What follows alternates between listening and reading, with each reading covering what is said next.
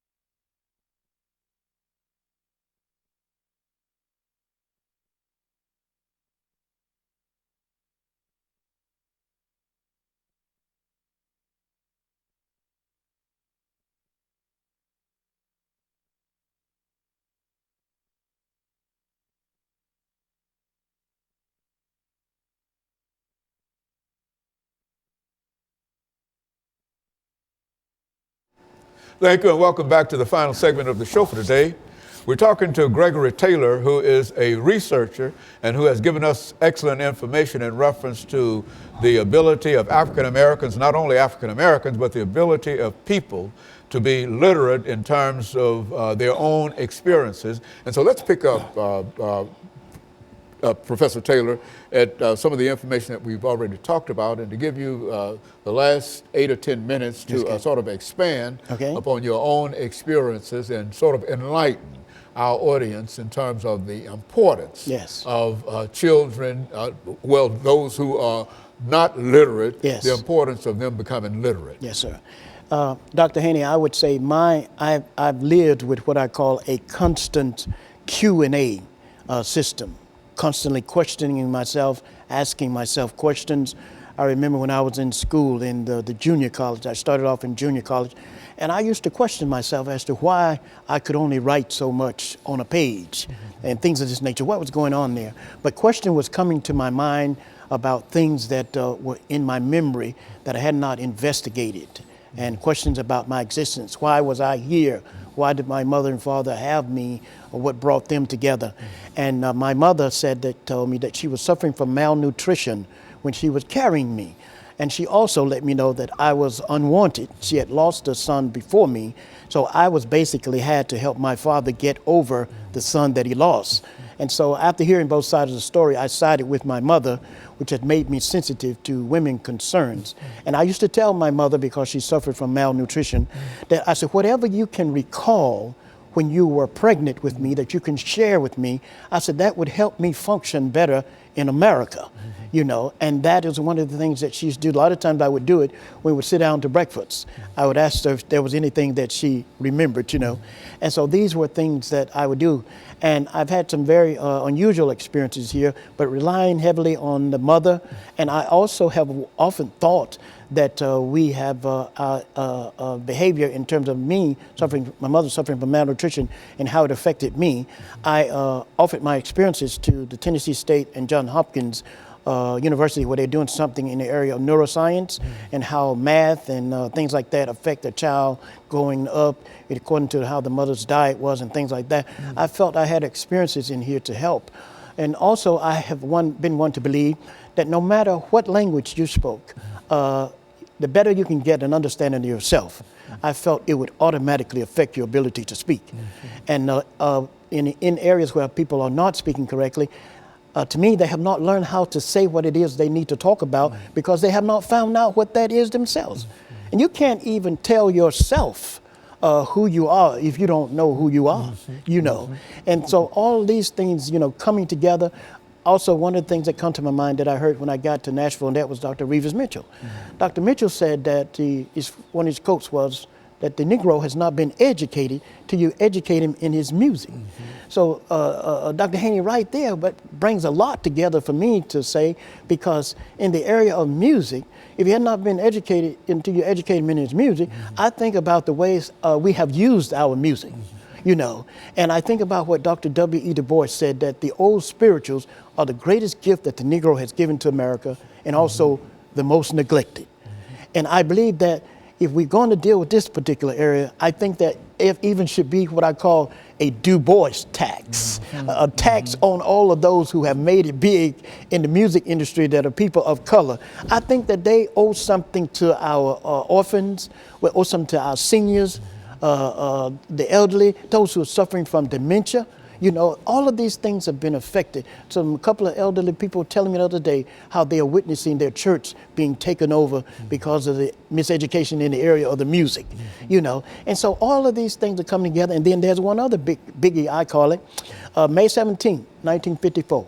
That should have been our first National Education Day. A lot of people don't know that. And in the book, Christian Activism, I think it's on page 789 and 790 or something like that, it speaks how May 17th should have been our first national education holiday. This was the coming together of Brown versus the Board of Education. That's right. And the National Baptist Convention and the NAACP was working on that, and they had come together, and Dr. Duke, who was Duke McCall, was president of Southern University, the seminary. He was one who said that he had never heard such a great idea of bringing together to make that a national education holiday.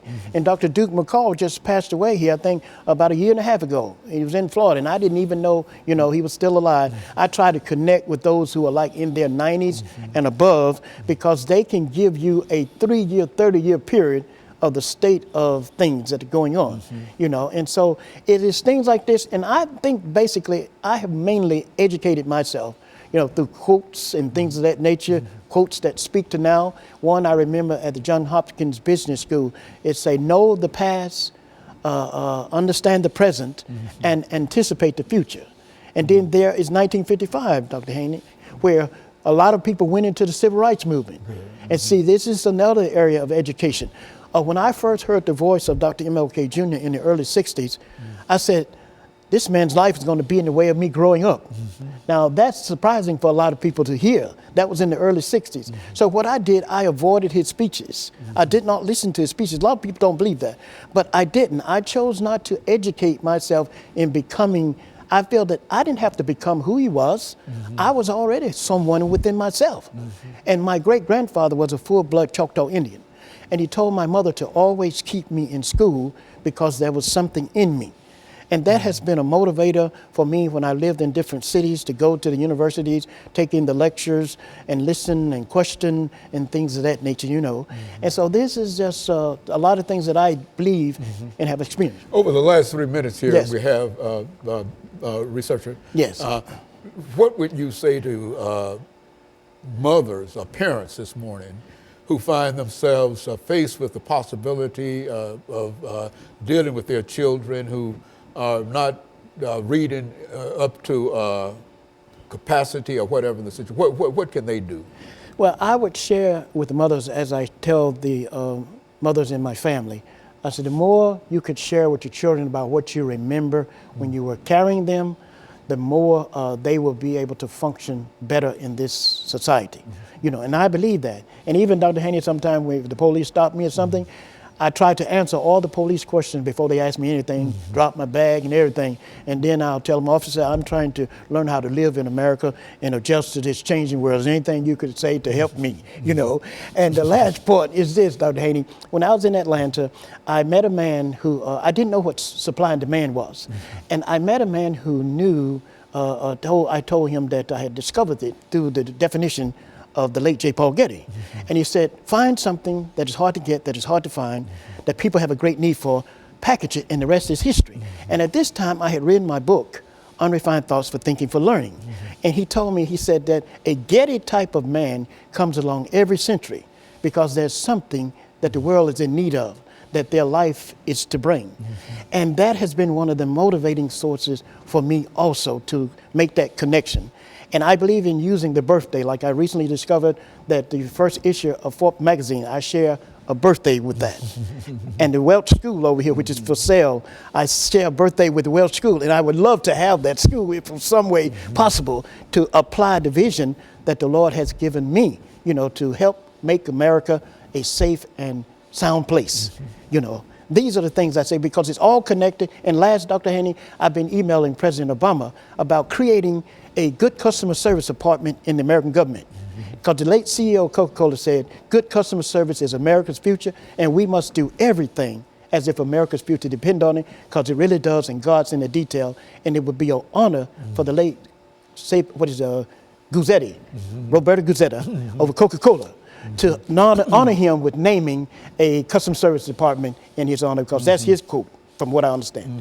Very good. And let me thank you, researcher Taylor, for bringing by that excellent information, and thank especially the various aspects of the whole idea of making people familiar with how reading can be taught and some of the outcomes dealing with your own personal experiences. And let me thank you for that. And let me encourage our audience to tune in again next week for another informative edition of Comments. Thank you and good morning.